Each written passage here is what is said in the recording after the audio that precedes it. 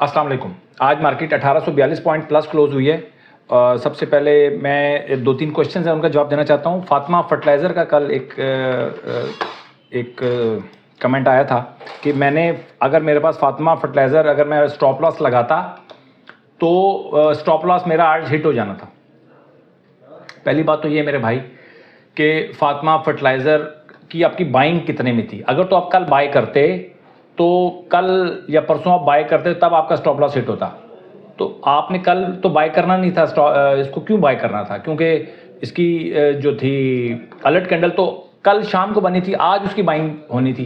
तो कल आपने क्यों बाय करना था या परसों क्यों बाय करना था? पहली बात तो ये है कि आप बाय करेंगे तो स्टॉप लॉस हिट होगा। दूसरी बात ये कि देखें, स्टॉप लॉस एक ऐसी स्ट्रेटजी है जो अपने आप को खुद गलत साबित करती है बार बार। ये बात ध्यान में रखिएगा कि स्टॉप लॉस एक ऐसी स्ट्रेटजी है या एक ऐसी आप एक ऐसा तरीक़ेकार है जो अपने आप को गलत साबित करेगा कि भाई आपने मुझे अडॉप्ट किया हुआ है ना, सबसे बड़ी गलती की हुई है। ये बात आप ध्यान में रखिएगा कि स्टॉप लॉस को अडॉप्ट करना इतना आसान नहीं है। 2-3 दफ़ा स्टॉप लॉस हिट होता है ना बंदे का, तो बंदा कहता है नहीं यार स्ट्रेटजी ठीक नहीं है, लेकिन अल्टीमेटली स्ट्रेटजी ठीक है। तो अगर किसी वजह से भी आपके स्टॉप लॉसेस हिट होते हैं, डजेंट मैटर, इससे कोई फ़र्क नहीं पड़ता। आपने सिर्फ ये देखना होता है कि आपके विन्स कितने हैं और आपके लूज़ कितने हैं। लूज़ ज़्यादा है तो स्ट्रेटजी गलत है, विन्स ज़्यादा हैं तो आपकी स्ट्रेटजी ठीक है। तो आपने बहाना नहीं ढूंढना कि यार स्टॉप लॉस जो है वो गलत स्ट्रेटजी है। ये तो खुद आपको बार बार जो ढूंढेगा वो तो उसके लिए तो गलत होगा ही होगा। ये तो स्ट्रेटजी खुद बताती है चीख के कि भाई ये मैं ठीक नहीं हूँ, मुझे अडॉप्ट ना करो। हालांकि ये स्ट्रेटजी अगर आप शॉर्ट टर्म ट्रेड कर रहे हैं, फिर मैं आपको बता रहा हूँ, अगर आप शॉर्ट टर्म ट्रेड कर रहे हैं, लॉन्ग टर्म में फिर चीज़ों को आप संभाल सकते हैं एवरेज करके। लॉस तो उसमें भी होगा लेकिन एवरेज करके चलें वो चीज़ें संभल जाती हैं। बट ट्रेडिंग के अंदर जब आप शॉर्ट टर्म ट्रेड करते हैं या मीडियम टर्म ट्रेड करते हैं, उसमें विदाउट स्टॉप लॉस तो बिल्कुल आप समझ लें कि दो धारी तलवार के साथ आप खेल रहे हैं, वो किसी भी वक्त आपको नुकसान दे देगी। ठीक हो गया जी। फातिमा फर्टिलाइज़र वालों को जो जिस भाई ने भी जवाब किया था उसको जवाब मिल गया कि फातिमा फर्टिलाइज़र तो अगर आप टाइमली बाइंग करेंगे तो ज़्यादा शुरू में जब आप बाय करते हैं ना उस वक्त रिस्क होता है। 2-3 दिन अगर वो निकल गया 5-10-15% ऊपर निकल गया फिर तो रिस्क खत्म हो गया फिर। अच्छा जी, इसके बाद है जी व्हाट इज़ टीकेटी क्लब। टीकेटी क्लब क्या भाई? टीकेटी क्लब का मतलब ये है, उसका मैं जवाब दे देता हूँ। उससे पहले मैं बीएमएल का जवाब दे दूँ। BML bank Makramah. देखिए बैंक मकरमा जिसके पास शेयर्स थे ना सर, जैसे फर्ज कर लें जिसके पास थे 10,000 शेयर्स, सीधा वो ज़रब देगा 5.27%। तो ये रह गए 10,000 ज़रब 5.27%, कितने हो गए? 527। उसके पास 527 शेयर्स रह जाएंगे जिसके पास 10,000 शेयर्स होंगे, 5.27% रह जाएंगे। ठीक है, अगर आपके पास 1,000 शेयर्स थे तो आपके पास रह जाएंगे 52 शेयर्स रह जाएंगे आपके पास। ये एक स्टॉक जिस समझ लें कि उन्होंने कैपिटल एक अपने स्ट्रक्चर चेंज किया है जिससे कंपनी को ना पैसा आया है ना कंपनी से पैसा निकला है। सिर्फ ये फ़ायदा हुआ है कि जो लोगों का जो TFCs थे, टर्म फाइनेंस सर्टिफिकेट, जिनको इन्होंने इशू किए हुए थे, जो डेट था उसको उन्होंने अपनी इक्विटी दे दी है। मैं इसके ऊपर अभी बहस नहीं करता कि वो क्या होती तो ज़्यादती है बेसिकली कि अगर आपको किसी ने पैसा दिया हुआ है डेट के तौर पे और आप कुछ अरसे के बाद को यार लोन तो मैं नहीं वापस कर सकता, आप मेरी कंपनी में हिस्सेदार बन जाओ। ठीक है, अब वो कंपनी लॉस कर रही है, कुछ भी कर रही है, तो फिर आप फंस जाते हो। बंदा कहता है यार क्या करूँ मैं। वो इस किस्म की एक्टिविटी हुई है और जो स्टॉक की जो प्राइस है वो 18.99 टाइम्स के साथ बढ़ गई है। ठीक है, यानी कि 4.86 क्लोज हुआ था तो 18.99 को इससे ज़रब दे देंगे टाइम, तो ये रेट बनता है 92.29। तो वो रेट उसी हिसाब से कैलकुलेट कर लीजिएगा। तो आपको कोई जिसके पास BML था उसको कोई ना नुकसान हुआ है ना कोई प्रॉफिट हुआ है, बस ये अगर रेट उसका बढ़ गया है और शेयर्स की तादाद आपकी कम हो गई है तो वैल्यू सेम है आपकी इन्वेस्टमेंट की, बट अब यहाँ से इसका ऊपर चढ़ना बढ़ना वो ज़रा मुश्किल हो गया है। 4 रुपये से 6-7 रुपये जाना आसान होता है नफसियाती तौर पे, परसेंटेज में सेम है 4 रुपये से 7 रुपये जाना, बट 90 रुपये से 180 रुपये होना या 150-60 रुपये होना ज़रा वो ज़रा मुश्किल लगता है।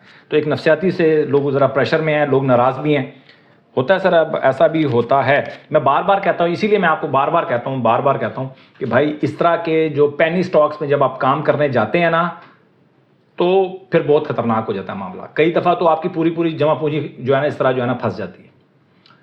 तो ये होगा अगर, हाँ, पेनी स्टॉक्स जो है ना फॉर ट्रेडिंग बेस्ट है, ट्रेडिंग करें। और अगर आपको ट्रेडिंग आती है तब, जब आप मास्टर हो जाएं तब आपने इसके अंदर ट्रेडिंग करनी है, अदरवाइज आपने इसके अंदर ट्रेडिंग नहीं करनी, क्योंकि इसके अंदर भी ट्रेडिंग करना भी आसान नहीं है पेनी स्टॉक्स में। अच्छा जी, इसके बाद एक और क्वेश्चन था जी कि एफ का भी वही स्टॉक्स स्प्लिट हुए, तो इसकी वजह से आज वो बहुत ज़्यादा डिस्काउंट प्राइस को लिए, तो वो उसकी वो भी एफ भी जो है वो स्टॉक स्प्लिट हुआ है। कल क्या क्लोज हुआ था?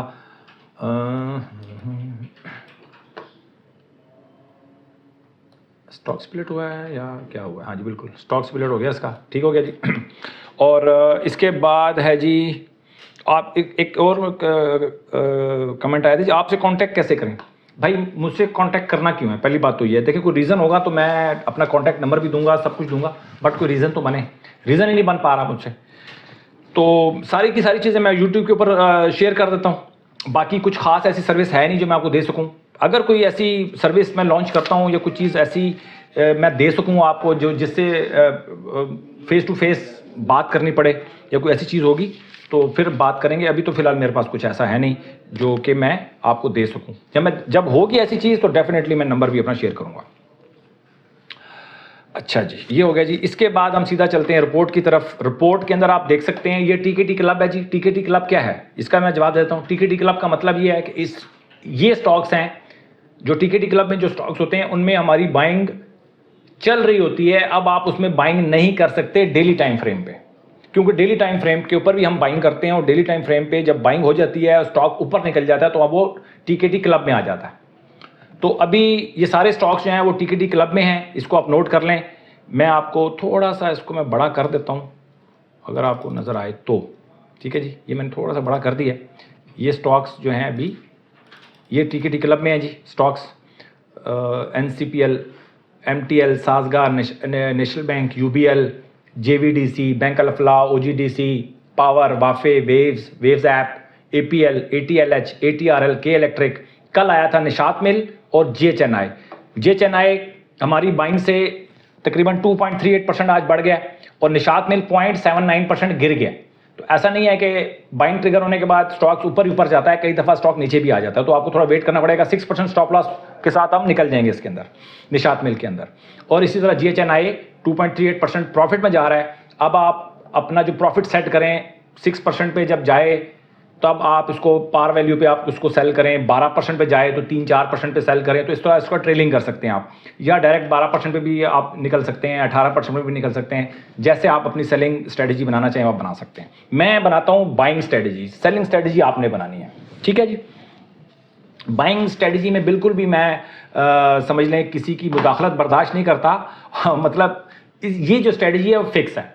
सेलिंग आप अपनी अपनी कर लें, उसमें मुझे कोई प्रॉब्लम नहीं है, ठीक हो गया जी। ये हो गया जी हमारे टीकेटी क्लब। और टीकेटी क्लब के अंदर जो एक चीज़ मैं मिस करता हूँ ना, जो मैं आपको बताना चाहता हूँ, सिर्फ टाइम की कमी की वजह से नहीं बना पाता। बहुत ज़बरदस्त इसके अंदर एंट्री बनती है आवरली टाइम फ्रेम पे, वो मैं बहुत दफ़ा बता चुका हूँ कैसे बननी है। और इसके अलावा आवरली टाइम फ्रेम पे जाएं, जब भी मौका मिले टीकेटी में जाएं और 65 की RSI क्लोज हो तो उसके ऊपर बाय करें, ठीक है। कल हम इसको डिस्कस कर लेंगे। कल हम इसको नहीं डिस्कस करेंगे तो वो हम आवरली टाइम फ्रेम पे कैसे आपने काम करना है। दूसरा, प्राइस एक्शन पे बहुत ज़बरदस्त काम करता है ये स्टॉक्स। जब भी प्राइस सेक्शन में, मैं आपको कोई एक स्टॉक मैं डिस्कस कर लेता हूं, जैसे अटक रिफाइनरी। अटक रिफाइनरी को आप देख सकते हैं कि ये मैं यहां से देख के जाता हूं कि अटक रिफाइनरी कब आया था। 30/12 को आया था, ठीक है जी। 30/12 कहां थी जी? ये है जी 30/12, माशाल्लाह। ये 30/12 को जी यहां से हमारी एंट्री हो गई और एंट्री हुई जी हमारी तकरीबन समझ लें 700 रुपये में। अभी 880 चल रहा है, 700 रुपये में। पहली हमारी जो प्राइस सेक्शन में हमारी एंट्री बनी थी वो 790 में बनी थी, 790। और उसके बाद 790 के बाद स्टॉक चला गया था 949। तो इसमें एक दफ़ा मौका मिला, बहुत अच्छा मौका मिला हमें प्राइस सेक्शन का। यानी एक दफ़ा हमें टीकेटी में मौका मिला, वो आपने मिस कर दिया, कोई इशू नहीं, दोबारा आपको प्राइस सेक्शन में मौका मिला। और यहीं पर हमें आवरली टाइम फ्रेम पे भी मौका मिला। हमें टोटल 3 मौके मिले हैं इस पूरी रैली को अवेल करने के। आप सीख लें, सिर्फ इंजॉय करेंगे, मेरी बात मान लें, सिर्फ सीख लें और स्टिक हो जाएं, किसी एक चीज़ को पकड़ लें, उसके अंदर मास्टरी हासिल कर लें, सारा मसला ख़त्म हो जाएगा। अगर बहुत सारी चीज़ों को एक दफ़ा में अगर आप कवर करने जाएंगे आपके लिए प्रॉब्लम रहेगा। और आप देख लें कि मुझे पता भी नहीं चला 10 मिनट गुजर गए, टाइम का ये मसला। इतनी चीज़ें मैं डिस्कस करना चाहता हूँ आपसे, लेकिन टाइम की कमी की वजह से डिस्कस नहीं कर पाता, इसलिए बार बार कहता हूँ कि यार सीख लो आप। अच्छा जी, ये हमारी हो गई रिपोर्ट। हो ये रिपोर्ट तो दूसरी रिपोर्ट तो अभी वहीं की वहीं खड़ी है। अलर्ट कैंडल आज जिनकी बनी है ILP, मीज़ान बैंक और एंग्रो एच, ठीक है जी। और इसको आप देख लीजिएगा, मैं बहुत ज़्यादा आज डिस्कस नहीं कर सकूँगा लंबी लंबी चीज़ें, इसलिए कि टाइम बहुत ज़्यादा गुजर गया। अच्छा जी, इसके बाद कैटेगरी A और A+ में स्टॉक्स कुछ बढ़ गए हैं आज, और वो हो गए हैं जी 28। और इनको बड़ा कर लेते हैं ताकि आपको नज़र आए। ये बड़ा हो गया जी, इनको आप देख सकते हैं, इनको आप कॉपी भी कर सकते हैं। और कैटेगरी D और D- में स्टॉक्स हो गए हैं जी 34, ये कुछ कम हुए हैं आज। और ये हमारे क्लियर अपवर्ड वाले स्टॉक्स हैं, इनको भी मैं बड़ा कर लेता हूँ। बहुत सारी रिपोर्टें बन गई हैं, आप इसको आप फैसला कर लें। TKT क्लब को ही उठा लेना सिर्फ, और वो जो अलर्ट कैंडल मिस ना करें, और TKT क्लब को उठा लें। आवरली टाइम फ्रेम के ऊपर काम करना आ जाए आपको, और आपको ये प्राइस सेक्शन में काम करना आ जाए तो मसला ही खत्म हो जाए। प्राइस सेक्शन के बारे में मैंने बता दिया, बहुत सिंपल। सिर्फ एक प्राइस सेक्शन बहुत बड़ी चीज़ है, बहुत बड़ी चीज़ है। सिर्फ एक जो उसके अंदर एक जो तरीक़ेकार है, सिर्फ हमने एक कमांड को पकड़ना है, सिर्फ एक कमांड। बहुत सारी कमांड्स हैं, मतलब डबल बॉटम, डबल मतलब है कि कप एंड हैंडल है, फ्लैग है, बहुत सारी चीज़ें हैं प्राइस सेक्शन के अंदर, ठीक है ना। बट हम एक चीज़ को पकड़ते हैं, जो कि मैंने उसको तरीका, अपना एक तरीका मैंने बनाया हुआ है, उस तरीके के मुताबिक हम सिर्फ प्राइस सेक्शन को यूज़ करते हैं। बाकी बहुत सारी चीज़ें आप किसी और तरीके को पकड़ना चाहें, पकड़ने की मसला नहीं। मैंने सिर्फ एक तरीका बताया हुआ है कि करंट हाई को हम वैल्यू देते हैं। करंट हाई जो लगता है, उसके बाद जो थोड़ी सी मार्केट नीचे आती है ना, बस वो हमारे लिए वैल्यूएबल है, इस तरह मेरे तरीक़ेकार के मुताबिक। ठीक हो गया जी। और बाकी जो डायरेक्ट A+ में स्टॉक आए हैं, के इलेक्ट्रिक और वेव्स ऐप, जो डायरेक्ट A+ में स्टॉक आता है ना, ये भी बड़ी इंपॉर्टेंट रिपोर्ट है। हर रिपोर्ट बड़ी इंपॉर्टेंट है, आपने देखना है कि आपने किसको भाव देना है। A से A+ में गए हैं जी आज वेव्स, बैंकल्फ्ला, ILP, Meezan bank, power, JHNI। और A में जो डायरेक्ट आए हैं उनमें ये स्टॉक्स हैं। तो बहुत ज़्यादा आप क्या बताऊँ मैं, थोड़ी सी समरी बता देता हूँ। समरी भी नाराज़ हो जाती है कि यार मुझे बताते नहीं हो आप। तो ये समरी है सर, समरी ये है कि आज वॉल्यूम बड़े कम हो गए हैं जी। 344 मिलियन के अगेंस्ट आज काम हुआ है 215 मिलियन का, बहुत कम हुआ है। उससे पहले परसों हुआ है 413 का, कल हुआ था 344 का, आज हुआ है 215। ख़तरनाक मसला है, ख़तरनाक बात है। वैल्यू में भी कमी होगी, कल 37 बिलियन का काम हुआ था, आज 28 बिलियन का काम हुआ है। और सेक्टर्स की बात करें तो कमर्शियल बैंक्स के 814 पॉइंट इसकी वजह से इजाफा हुआ है, और फर्टिलाइजर सेक्टर की वजह से 233 पॉइंट इजाफा हुआ है।